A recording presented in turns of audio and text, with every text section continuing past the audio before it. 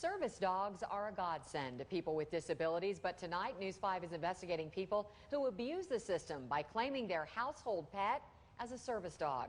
News 5's Maddie Garrett is investigating loopholes in the law, allowing people to slip through.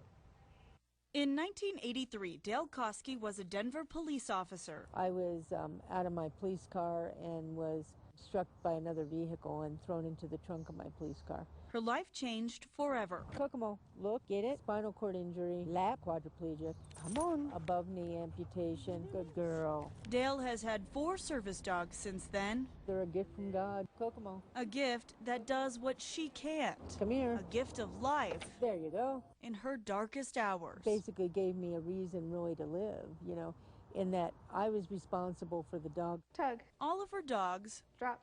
Trained here. Tug. At Canine Partners of the Rockies in Denver. This is not a pet. This is a working dog with a working partnership. We're going to play this game. Tug. These dogs go through years of intensive training, costing thousands of dollars. Tug.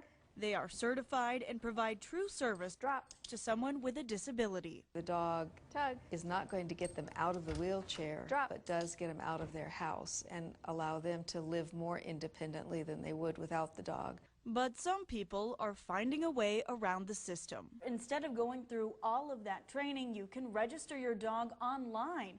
It only takes about 5 minutes, and then you can shop around for a vest, and 3 days later, we got this in the mail, our official badge and our service dog vest. The registry is real. You don't even have to prove the dog is in training. So $75 later, we dressed up Sam, a family pet, to see what would happen. Okay, come on, Sam. Sam walked right in. There's not really a clear-cut law on it, so it's hard. We don't want to kick somebody out if they are allowed to, if they need a service dog. At Gold Hill Java, manager Charlie Banks says fake service dogs like Sam come in at least once a week. All the time. I think we've had 1 or 2 legitimate. Come on. At another business, the manager told me she probably would have had to let Sam stay, even though she didn't think he was a legitimate service animal.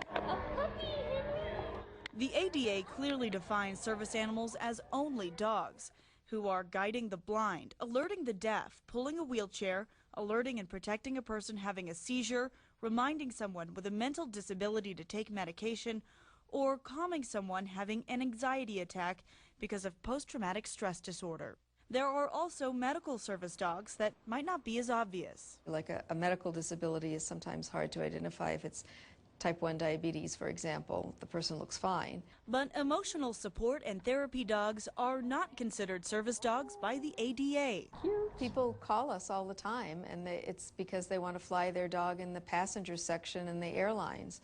They want to take their dog to restaurants. But there's not much businesses can do. The Americans with Disabilities Act says businesses can only ask 2 questions. Is it a true service dog? And what is it trained to do? They can't ask what your disability is, and you're not required to show any certification or proof that it's a trained service animal. I think it's ridiculous. I mean, people are taking advantage of it just to let their dog in. I mean, there's a reason dogs aren't allowed in restaurants. And things like this are becoming all too common. These business owners don't know where to turn. Businesses do have some rights. They can ask a person with a service dog to leave if it's behaving out of control or if it's not housebroken. We have to be careful. I mean, if this small business gets sued, there will be no more small business. Come on. For people like Dale, who truly need a service dog, It makes it rough for all of us in that people kind of question. the people who are dressing up their pets as service animals are really doing them a disservice. They're just abusing it for the people who really need it. I just hope that they never have to be in a position where they actually really need a service dog. Maddie Garrett, Push. News 5 investigates. Good.